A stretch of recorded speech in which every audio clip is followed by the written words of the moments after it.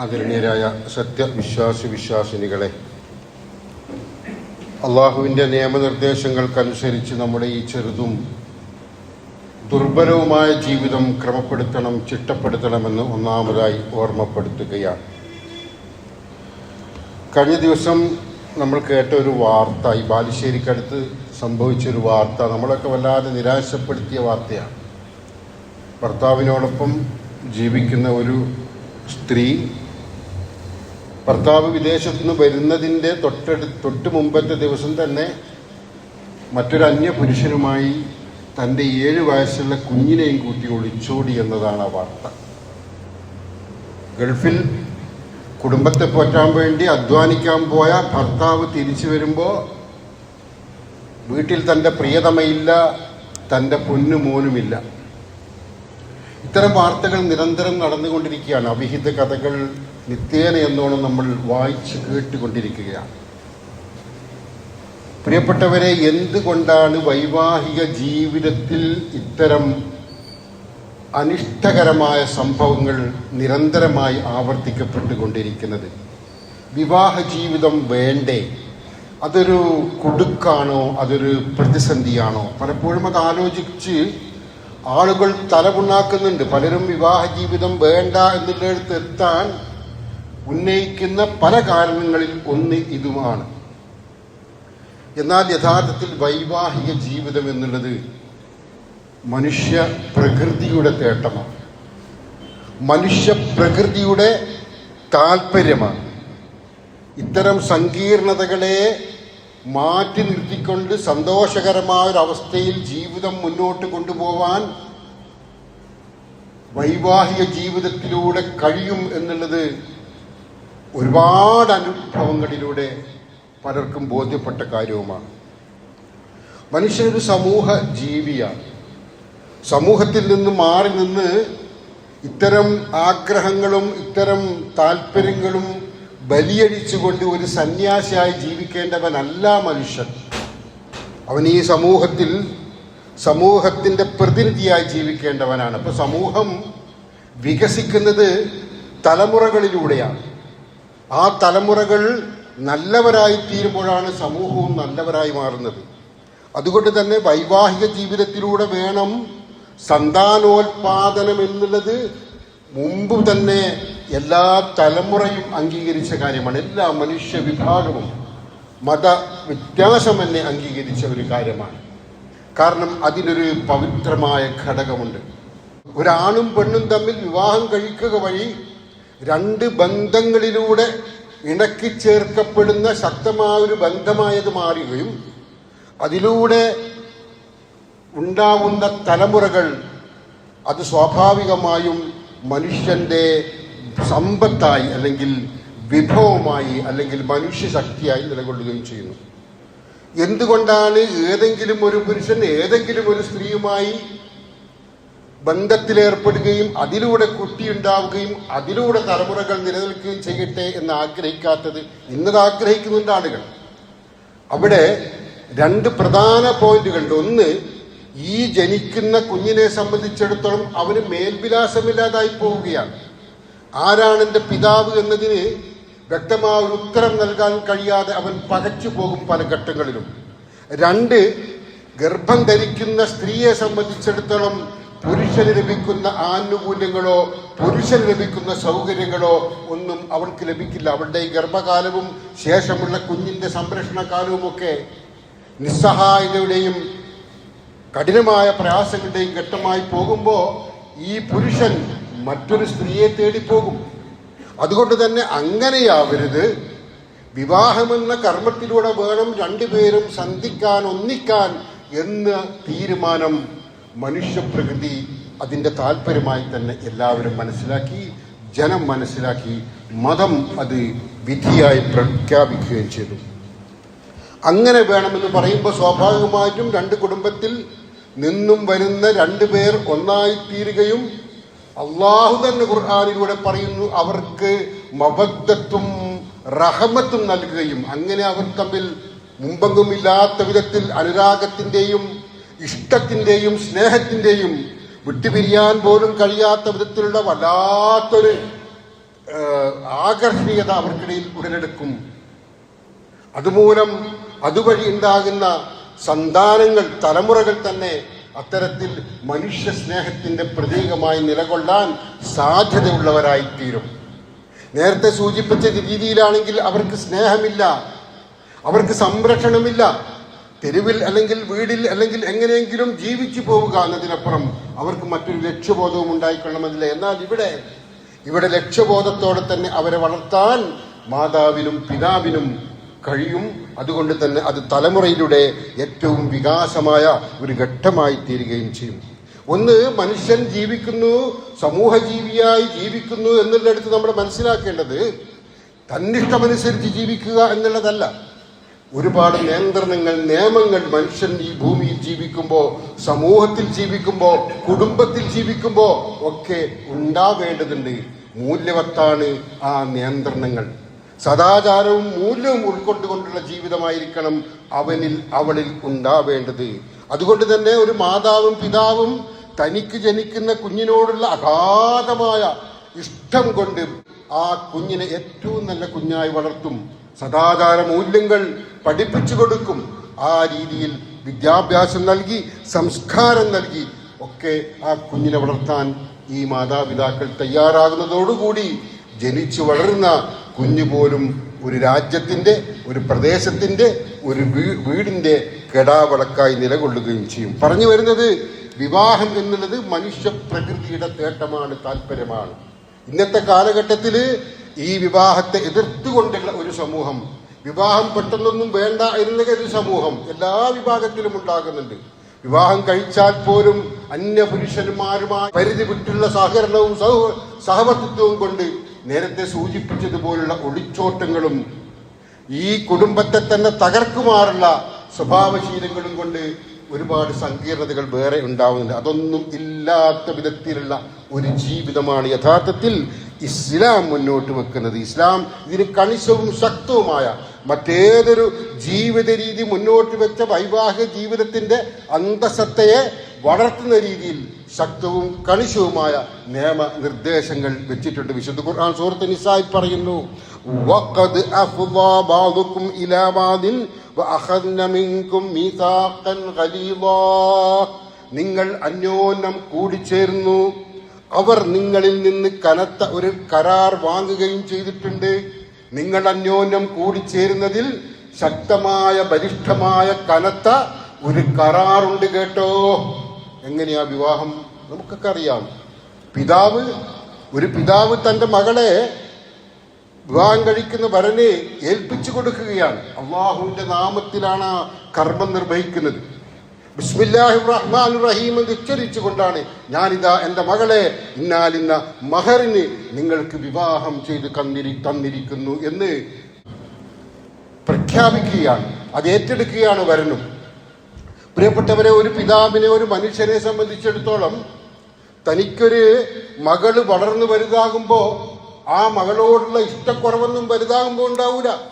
അവൾക്ക് വിവാഹത്തിന്റെ പ്രായമായി കഴിഞ്ഞാൽ അവളെ വിവാഹം ചെയ്ത് കൊടുത്തയക്കുന്നത് തനിക്ക് മകളോടുള്ള ഇഷ്ടം കുറഞ്ഞത് കൊണ്ടല്ല, തനിക്ക് മകളെ സംരക്ഷിക്കാൻ കഴിയാത്തത് കൊണ്ടല്ല. പിന്നെന്താ? അത് ഇസ്ലാം നിർദ്ദേശിച്ചതാണ്, അള്ളാഹു നിർദ്ദേശിച്ചതാണ്. അതുകൊണ്ട് തന്നെ അള്ളാഹുവിന്റെ നാമത്തിലാണ് ഒരു പെണ്ണിനെ, ഒരു വരനെ ഒരു പിതാവ് ഏൽപ്പിച്ചു കൊടുക്കുന്നത്. ഇതാണ് ഇസ്ലാമിലെ വിവാഹം. അതുകൊണ്ട് തന്നെ അള്ളാഹുവിന്റെ നാമത്തിൽ തന്റെ പ്രിയപ്പെട്ട മകളെ ഒരു വരന് ഏൽപ്പിച്ചു കൊടുക്കുമ്പോൾ ആ വരനും ആ വരന്റെ വീട്ടുകാരും മനസ്സിലാക്കേണ്ടത് ഇതെങ്ങു നിന്നോ വന്ന ഒരു പെണ്ണല്ല, ഒരു ഗതിയില്ലാത്ത ഒരു പെണ്ണായി എന്റെ സംരക്ഷണത്തിൽ വന്ന ഒരുത്തിയാണ് എന്നൊരു ധാരണയല്ല വേണ്ടത്. ആ പിതാവ് ഒരുപാട് സ്നേഹം നൽകി വളർത്തിയ പിതാവിന്റെ കരളാണത് എന്ന തിരിച്ചറിവോടെ ഞാനിവിടെ ഏറ്റെടുത്തിരിക്കുന്നത് അള്ളാഹുവിന്റെ നാമം ഉച്ചരിച്ചുകൊണ്ടാണ് എന്ന ബോധ്യത്തോടെ വേണം അവളെ പരിചരിക്കാൻ, അവളെ സംരക്ഷിക്കാൻ, അവളുമായി കൂടിച്ചേരാൻ. പ്രവാചകൻ സല്ലല്ലാഹു അലൈഹി വസല്ലം പറഞ്ഞു, വത്തഖുല്ലാഹ ഫിന്നിസാ. സ്ത്രീകളുടെ കാര്യത്തിൽ അഥവാ ഇണയുടെ കാര്യത്തിൽ, ഭാര്യയുടെ കാര്യത്തിൽ നിങ്ങൾ അള്ളാഹനെ സൂക്ഷിക്കണേ. ഫഇന്നകും അഖ്തുമൂഹുന്ന ബി അമാന. നിങ്ങൾക്ക് അവരെ അള്ളാഹുവിന്റെ അമാനത്തായിട്ടാണ് സ്വീകരിക്കേണ്ടി വന്നിരിക്കുന്നത്. അള്ളാഹു ഒരു അമാനത്തായിട്ടാണ് നിങ്ങൾക്ക് അവളെ തന്നിരിക്കുന്നത്. എന്താ അമാനത്ത്? അമാനത്ത് എന്ന് പറഞ്ഞാൽ വിശ്വാസവഞ്ചന കാണിക്കാതിരിക്കത്തക്ക രീതിയിലുള്ള സൂക്ഷിപ്പ് സ്വത്ത് എന്നാണ് അർത്ഥം. ഞാൻ നിങ്ങൾക്ക് എൻ്റെ ഒരു സാധനം നിങ്ങളെ ഏൽപ്പിക്കുകയാണ്. ഞാൻ ഹജ്ജിന് പോവുകയാണ്, അല്ലെങ്കിൽ ഞാൻ വിദേശത്ത് പോവുകയാണ്, ഞാൻ മറ്റേക്ക് ഒരു തിരക്കിൽപ്പെടുകയാണ്. ഇതാ ഈ സാധനം നിങ്ങൾ സൂക്ഷിക്കണം, ഞാൻ തിരിച്ചു വരുമ്പോ എന്നെ തിരിച്ചേൽപ്പിക്കണം എന്ന് പറഞ്ഞു കൊടുക്കുന്ന അമാനത്ത്.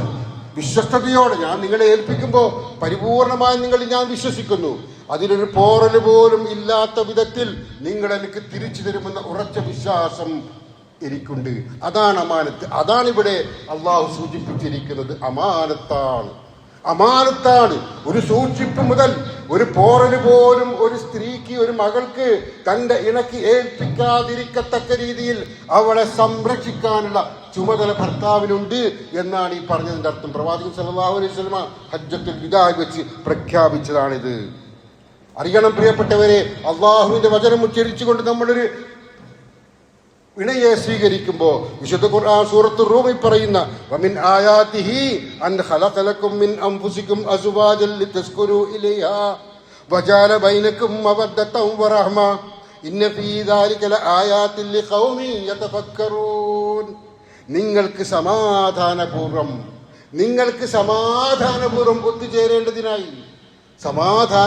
ഒത്തുചേരേണ്ടതിനാണ് വൈവാഹിക ജീവിതം. സംഘർഷമുണ്ടാക്കുന്നതിന് വേണ്ടിയല്ല, എന്തെങ്കിലും നിസ്സാര കാര്യത്തിന്റെ പേരിൽ എടുത്തു ചാടാൻ വേണ്ടിയുള്ളതല്ല. ക്ഷമിക്കാനും സഹിക്കാനും വിട്ടുവീഴ്ച ചെയ്യാനും സ്നേഹവും അവകാശങ്ങളും കടമകളും ഒക്കെ പരസ്പരം ഉൾക്കൊണ്ടുകൊണ്ട് ജീവിക്കാനും വേണ്ടിയുള്ളതാണ് വിവാഹം. സമാധാനം എന്ന ഒരു വലിയ തൂണാണ് ഒന്നാമതായി വിവാഹത്തെക്കുറിച്ച് പറയുമ്പോൾ ഖുർആൻ നമ്മെ ഓർമ്മിപ്പിക്കുന്നത്. നിങ്ങൾക്ക് സമാധാനപൂർവ്വം ഒത്തുചേരേണ്ടതിനായി നിങ്ങളിൽ നിന്ന് തന്നെ നിങ്ങൾക്ക് ഇണകളെ സൃഷ്ടിക്കുകയും നിങ്ങൾക്ക് സ്നേഹവും കാരുണ്യവും ഉണ്ടാക്കി ചെയ്തതും അവന്റെ ദൃഷ്ടാന്തമാണ്. എന്താണ് സ്നേഹവും കാരുണ്യവും? ഞാൻ സൂചിപ്പിച്ചു, എങ്ങനെയാണ് ഒരു വധുവിനെ സ്വീകരിക്കുന്നതോടുകൂടി അവളെ കാണുന്നതോടുകൂടി അവളോടുണ്ടാകുന്ന വല്ലാത്തൊരിഷ്ടം, മുമ്പൊന്നുമില്ലാത്ത ഒരിഷ്ടം, ഒരു അനുരാഗം. അതെവിടെ നിന്നാണ് വരുന്നത്? പടച്ചവൻ പറയുന്നു, അത് പടച്ചവൻ നമ്മിൽ നിക്ഷേപിച്ചതാണ് എന്ന്. തുടക്കകാലത്തുണ്ടാകുന്ന അനുരാഗാത്മകമായ ആ കാലമൊക്കെ കഴിഞ്ഞ് പിന്നീടുള്ള ജീവിതത്തിലെ കയറ്റിറക്കങ്ങളിൽ ഈ ഭർത്താവിനോട് ചേർന്ന് നിന്നുകൊണ്ട്, ഭാര്യയോട് ചേർന്ന് നിന്നുകൊണ്ട് രണ്ടുപേരും ഒന്നിച്ച് ജീവിക്കും. ചിലപ്പോ അവരുടെ ആരോഗ്യപരമായ അവസ്ഥകൾക്ക് ക്ഷയം സംഭവിച്ചിട്ടുണ്ടാവാം. ചിലപ്പോ അവരുടെ ജീവിത ഗതികളൊക്കെ തന്നെ ശോഷിച്ചു പോയിട്ടുണ്ടാവാം. ചില പ്രയാസങ്ങളിലൂടെ അവർ കടന്നു പോകുന്നുണ്ടാവാം. ശാരീരികവും സാമ്പത്തികമായ ബുദ്ധിമുട്ടുകൾ അവരെ അലട്ടുന്നുണ്ടാവാം. അപ്പോൾ പോലും ഒരു തണലായി പരസ്പരം രണ്ടുപേരും ഉണ്ടാവും. അതാണ് കാരുണ്യം, അതാണ് റഹ്മത്ത്. രണ്ടും അള്ളാഹു ഒരു മനുഷ്യനിൽ, ഒരു വധുവിൽ, ഒരു വരനിൽ നിക്ഷേപിച്ചിട്ടുണ്ട് എന്നാ ഖുർആൻ പറയുന്നത്. അപ്പോ സമാധാനമാണ് വിവാഹം, സമാധാനത്തിന് വേണ്ടിയാണ് വിവാഹം. ആ വിവാഹം ഏറ്റവും സമാധാനപൂർണമായി തീരാൻ വേണ്ടി പടച്ചവൻ തന്നെ നമ്മുടെ ഹൃദയത്തിൽ കാരുണ്യവും സ്നേഹവും നിക്ഷേപിച്ചു തന്നു. അങ്ങനെ നിക്ഷേപിച്ചു തന്ന സ്നേഹവും കാരുണ്യം കൊണ്ടുവേണം അവർ തുടർ ജീവിതം നയിക്കാൻ. മനസ്സിന് ശാന്തിയും സമാധാനവും നൽകുന്ന ഇടമാണ്. അതാണ് സ്നേഹം. സ്നേഹം എന്ന് പറഞ്ഞാൽ വിട്ടുവീഴ്ചയുടെ ഒരു ഘട്ടം, വലിയൊരു ഘട്ടമാണ്, സന്ദർഭമാണത്. നമ്മൾ സ്നേഹിക്കുന്ന ഒരാളോട് അയാൾ ഇങ്ങോട്ട് എന്തെങ്കിലും ദേഷ്യത്തിലോ ഇഷ്ടക്കുറവിലോ സംസാരിച്ചാൽ പോലും നമ്മൾ വല്ലാതെ ഒന്നും പ്രതികരിക്കില്ല. കാരണം നമുക്ക് അയാളോട് അദമ്യമായ സ്നേഹമാണ്. അപ്പൊ വിട്ടുവീഴ്ചയുടെ വലിയ ഘട്ടമാണത്. അതുപോലെ മബദ്ധത്ത്, അതും വിട്ടുവീഴ്ചയാണ്. പ്രണയം എന്നൊക്കെ പറയുന്നത് അതിന്റെ തുടക്കകാലത്തുണ്ടാകുന്നതൊക്കെ വിട്ടുവീഴ്ചയാണ്. വിവരണാതീതമായ ഒരു ഇഷ്ടമാണ് അവർക്ക് അള്ളാഹു നൽകിയിരിക്കുന്നത്. പിരിഞ്ഞു പോലും, മാറി നിൽക്കാൻ പോലും, കാണാൻ പോലും കഴിയാത്ത വിധത്തിൽ അവരെ അടുപ്പിക്കുന്ന ഒരു ഘട്ടമാണിത്. പിന്നെയുള്ള റഹ്മത്ത്, അതും സഹനത്തിന്റെയും ക്ഷമയുടെയും അവസ്ഥയാണ്. അവിടെ പോലും ഏറ്റവും നല്ല രീതിയിൽ അവർ വിശാലതയോടെ കാര്യങ്ങൾ കൈയാളുന്നു. ഈ 3 അവസ്ഥകളാണ് വിശുദ്ധ ഖുർആൻ നമ്മോട് ഒന്നാമതായി വിവാഹം കഴിക്കുമ്പോൾ നമ്മിലുണ്ടാവേണ്ടത് എന്ന് പഠിപ്പിച്ചു.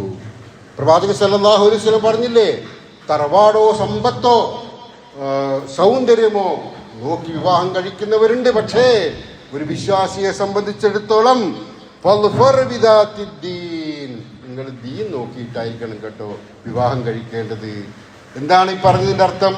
നേരത്തെ സൂചിപ്പിച്ചതുപോലെ സൗന്ദര്യത്തിന്റെ പേരിൽ മാത്രമാണ് വിവാഹം കഴിച്ചതെങ്കിൽ, തറവാട് സ്വത്തും തറവാടിന്റെ മഹിമയും കണ്ടിട്ടാണ് വിവാഹം കഴിച്ചതെങ്കിൽ, അല്ലെങ്കിൽ സമ്പത്ത് കണ്ടിട്ടാണ് വിവാഹം കഴിച്ചതെങ്കിൽ, അതൊക്കെ എളുപ്പം മാറി മറിഞ്ഞു പോവാൻ ഇടയുണ്ട്, സാധ്യതയുണ്ട്.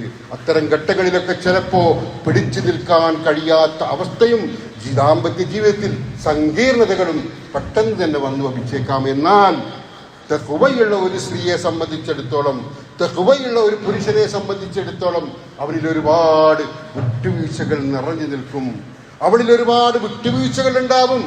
പരിധി വിട്ടുള്ള സ്വഭാവ ദൂഷ്യങ്ങൾ, അവിഹിതമായ കൾഷനുകൾ അവിടെ പൊട്ടിത്തെറിക്കുമെങ്കിലും അല്ലാത്ത ഘട്ടങ്ങളിലൊക്കെ തന്നെ വിട്ടുവീഴ്ചയുടെ ഉദാര പ്രതീകങ്ങളായി അവർ നിലകൊള്ളും. അതുകൊണ്ട് തന്നെയാണ് പ്രവാചകൻ സമ്പത്തിനേക്കാളും സൗന്ദര്യത്തെക്കാളും തറവാട് മഹിമയെക്കാളും പരിഗണിക്കേണ്ടത് തഖ്വയാണ് എന്ന് ഓർമ്മപ്പെടുത്തിയിരിക്കുന്നത്. പ്രിയപ്പെട്ടവരെ, പരസ്പരം ചുമതലകളുണ്ട്. ഭാര്യയ്ക്ക് ഭർത്താവിനോട്, ഭർത്താവിന് ഭാര്യയോട് ചുമതലയുണ്ട്. വിശുദ്ധ ഖുർആൻ സൂറത്ത് നിസായിൽ പറയുന്നു, വഅശിറുഹുന്ന ബിൽ മഅറൂഫ് ഫഇൻ കരിഹ്തുമൂഹുന്ന ഫഅസാ അൻ തക്റഹൂ ശൈഅൻ വജഅലല്ലാഹു ഫീഹി ഖൈറൻ കസീറാ. അവരോട് നിങ്ങൾ മര്യാദയോടെ സഹവർത്തിക്കണം. ആരോട്? ഭാര്യയോട്, ഇണയോട്, വധുവിനോട് മര്യാദയോടെ സഹവർത്തിക്കണമെന്ന് അള്ളാഹു പറയുകയാണ്, വരനോട് പറയുകയാണ്. എന്നിട്ടോ നിങ്ങൾക്ക് അവരുടെ സമീപനത്തിൽ, അവരുടെ ഇടപെടലുകളിൽ ചിലപ്പോ വെറുപ്പ് തോന്നുന്ന, അനിഷ്ടം തോന്നുന്നതൊക്കെ ഉണ്ടായേക്കാം ചിലപ്പോ. എന്നാൽ നിങ്ങൾ അറിയണം, മനസ്സിലാക്കണം, നിങ്ങളൊരു കാര്യം വെറുക്കുകയും എന്നാൽ പടച്ചവൻ അക്കാര്യത്തിൽ നിങ്ങൾക്കിഷ്ടമില്ലാത്ത അവരുടെ ഒരു സ്വഭാവം, നിങ്ങൾക്കിഷ്ടമില്ലാത്ത അവരുടെ ഒരു സമീപനം, ചെറിയ സമീപനം, വലിയല്ല പറഞ്ഞോട്ടെ, ചെറിയ കാര്യങ്ങൾ അതിനെ തന്നെ പൊട്ടിത്തെറിച്ച് കുടുംബത്തിൽ സംഘർഷമുണ്ടാക്കുകയല്ല വേണ്ടത്. അവിടെ ക്ഷമിക്കാൻ വേണ്ടി അള്ളാഹു പറഞ്ഞിരിക്കുന്നത് എന്താ അറിയോ?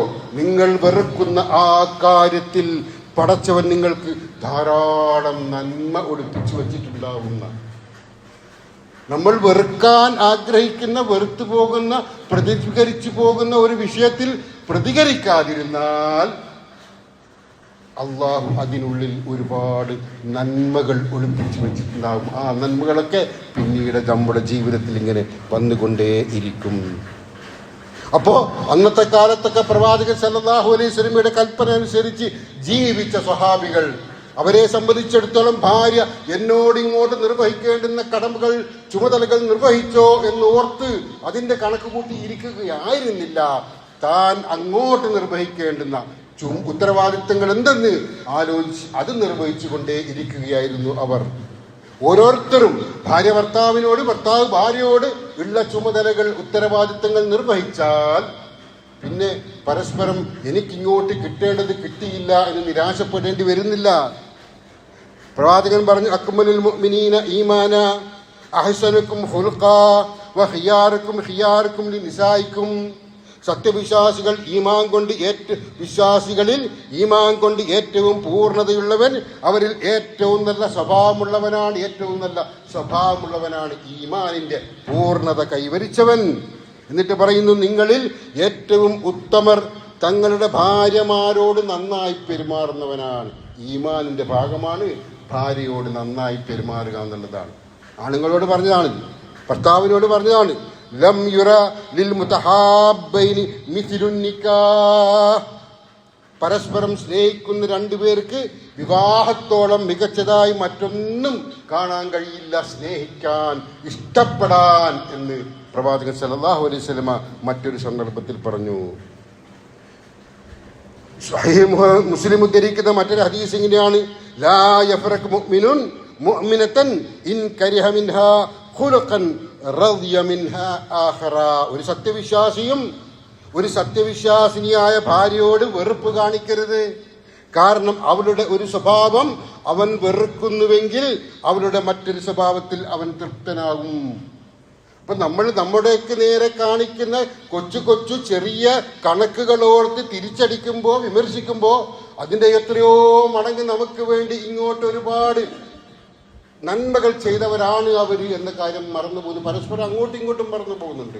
പരസ്പരം അങ്ങോട്ടും ഇങ്ങോട്ടും മറന്നു പോകുന്നുണ്ട്. അപ്പോൾ പറഞ്ഞു വരുന്നത്, പുരുഷന്മാരോട് അവർ ഒരു ഇണയെ നിക്കാഹ് ചെയ്ത് പടച്ചവന്റെ പേരിൽ സ്വീകരിച്ചു കഴിഞ്ഞാൽ എങ്ങനെ പെരുമാറണം എന്നുള്ള കാര്യങ്ങളാണ് ഖുർആന്റെയും ഹദീസിന്റെയും അടിസ്ഥാനത്തിൽ ഇവിടെ സൂചിപ്പിച്ചിരിക്കുന്നത്.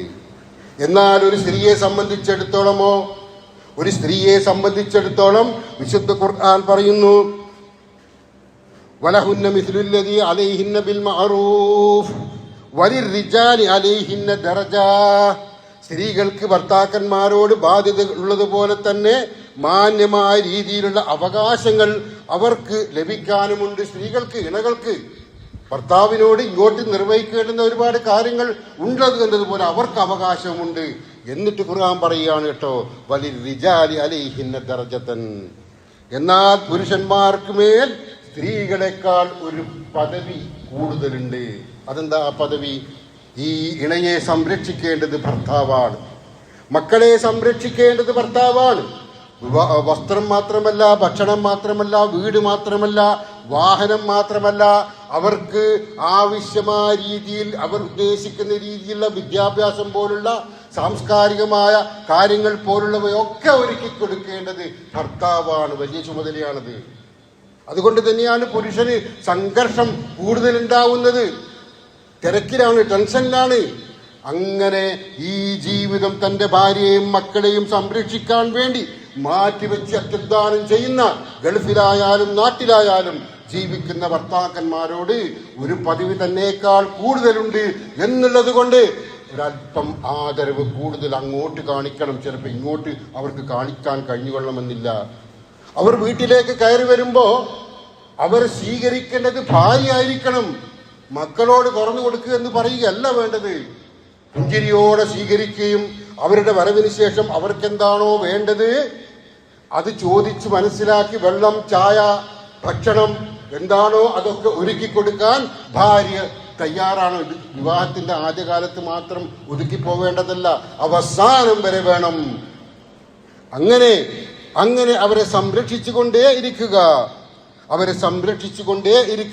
ഇനി ജോലിയില്ലാത്തൊരു ഭർത്താവാണെങ്കിലോ ഈ ആദരവിന് ഒരു കോട്ടവും തട്ടാൻ പാടില്ല. പടച്ചവന്റെ കൽപ്പനയാ ഒരു പദവി കൂടുതലുണ്ട് എന്നുള്ളത്. മുമ്പ് സംരക്ഷിച്ച ആളാണ്, ഇന്ന് ജോലിയില്ല, ഇന്ന് വരുമാനമില്ല, ഇരിക്കാം. പക്ഷേ ഇന്നലെ വരെ തന്നെ സംരക്ഷിക്കുകയും തനിക്ക് വേണ്ടി വീടൊരുക്കുകയും ഭക്ഷണമൊരുക്കുകയും ചെയ്തു തന്ന ഭർത്താവാണ് എന്ന ബോധ്യം ഒരു ഘട്ടത്തിലും മറന്നു പോകരുത് എന്നാണ് ഈ പറഞ്ഞത്. അതുപോലെ പലരുമായി സംസാരിക്കും. ഇപ്പൊ മൊബൈൽ പോലുള്ള സംസാരമില്ലേ, അത്തരം ഘട്ടങ്ങളിൽ പോലും ഭർത്താവ് കയറി വരികയാണെങ്കിൽ അത് അവിടെ അവസാനിപ്പിക്കണം. അല്ല, ആ ഭർത്താവ് എന്തെങ്കിലും ഒരു കാര്യം സംസാരിക്കാൻ വരികയാണെങ്കിൽ അതവിടെ അവസാനിപ്പിച്ച് ആ സംസാരത്തിൽ ശ്രദ്ധിക്കണം. ഭർത്താവ് എന്ത് പറയുന്നോ, തനിക്ക് ഇഷ്ടമില്ലാത്തതായിരിക്കാം, അതുപോലും മുഴുവനും കേൾക്കാനുള്ള താല്പര്യം ഒരു സ്ത്രീ, വധു, ഭാര്യ കാണിക്കണം. അത്രമേൽ ആ ആദരവ് ഭർത്താവിന് അങ്ങോട്ട് നൽകണം എന്നുള്ളത് പ്രവാചകൻ പഠിപ്പിച്ച ഈ അധ്യാപനത്തിന്റെ ഭാഗമാണ്. പ്രവാചകൻ പറഞ്ഞല്ലോ, ഇന്നഹു ജന്നത്തുകി വനാറുകി. അറിയണം കേട്ടോ, ഒരു സ്ത്രീയോടാണ് പറയുന്നത്, നീ നിന്റെ ഭർത്താവിനെ എങ്ങനെയാണ് ശ്രദ്ധിക്കുന്നത്, നോക്കുന്നത്, പരിചരിക്കുന്നത്. അപ്പോ സ്ത്രീ കാര്യങ്ങളൊക്കെ പറഞ്ഞ് അറിയണം കേട്ടോ. പ്രവാചകൻ പറയാണ്, ഇന്നഹു ഹുവ, നിശ്ചയമായും അവനാണ് കേട്ടോ, ജന്നത്തുകി വനാറുകി, നിന്റെ സ്വർഗവും നരകവും നിശ്ചയിക്കുന്നത്. ഒരു സ്ത്രീയുടെ സ്വർഗവും നരകവും നിശ്ചയിക്കുന്നത് ഭർത്താവാണ്. ഒരു ഭർത്താവിന്റെ സ്വർഗവും നരകവും നിശ്ചയിക്കുന്നത് സ്ത്രീയാണ്. എന്ന് വെച്ചാൽ പരസ്പരം സംതൃപ്തരായി ജീവിക്കണം അവർ. ആ സംതൃപ്തിയോടെ അള്ളാഹു വിളിക്കുമ്പോ തിരിച്ചു പോകണം എന്ന് കൂടിയാണ് ഈ പറഞ്ഞതിന്റെ അർത്ഥം. അങ്ങനെ സംതൃപ്തമായ ഒരു ജീവിതം നയിക്കുന്ന വൈവാഹിക ജീവിതത്തിൽ നേരത്തെ സൂചിപ്പിച്ചതുപോലുള്ള പൊട്ടലും ചീറ്റലും അവിഹിതകഥകളും ഒളിച്ചോട്ടവും ഒന്നും ഉണ്ടായിരിക്കുകയില്ല. എന്നാലും ചിലപ്പോഴൊക്കെ ഉണ്ടാകും. ഒരു ഭാഗത്ത് ഇത്തരം സൂക്ഷ്മത ഒരു ഭാഗം മാത്രം കാണിക്കുമ്പോൾ മറുഭാഗത്ത് ആ സൂക്ഷ്മത ഇല്ലെങ്കിൽ ഇത്തരം സംഭവങ്ങളുണ്ടാകും. രണ്ടുപേരും ആ രീതിയിലാകുമ്പോ ഇത്തരം പ്രയാസങ്ങളില്ലാത്ത വിധത്തിൽ സമൂഹം തന്നെ നല്ല നിലയിൽ വളർന്നു പോകുന്ന അവസ്ഥ ഉണ്ടാവും. അതുകൊണ്ട് തന്നെ വിവാഹം എന്ന മനുഷ്യ പ്രകൃതിയെ ഏറ്റവും മാന്യമായി കണക്കാക്കി ഏറ്റവും മാന്യമായ നിർദ്ദേശങ്ങൾ നൽകിക്കൊണ്ട് നിലനിർത്തിയിരിക്കുന്ന മതമാണ് ഇസ്ലാം. അതുകൊണ്ട് തന്നെ ആ ഇസ്ലാമിന്റെ കൽപ്പനകൾ അനുസരിച്ച് ദാമ്പത്യ ജീവിതമൊക്കെ ഏറ്റവും നല്ല രീതിയിലാക്കാൻ, വിശാലതയോടെ ചിന്തിക്കാൻ, വിട്ടുവീഴ്ചയോടെ ചിന്തിക്കാൻ, പരസ്പരം കൊടുക്കേണ്ടതും വാങ്ങേണ്ടതുമായ അവകാശങ്ങളും കടമകളുമൊക്കെ സുതാര്യമായി നിർവഹിക്കാൻ, ആദരവ് നൽകാനൊക്കെ പരസ്പരം തയ്യാറായി കഴിഞ്ഞാൽ നല്ലൊരു ജീവിതം നമുക്ക് ലഭിക്കും. അത് സമാധാനപൂർണ്ണമായിരിക്കും. അത്തരം ജീവിതം നയിക്കുന്നവരുടെ കൂട്ടത്തിൽ കാരണവാനായ അള്ളാഹു നമ്മെ ഉൾപ്പെടുത്തുമാറാവട്ടെ. അഖൂലു ഖൗലി ഹാദാ അസ്തഗ്ഫിറുല്ലാഹ ലി വലക്കും ഫസ്തഗ്ഫിറൂഹു ഇന്നഹു ഹുവൽ ഗഫൂറുർ റഹീം.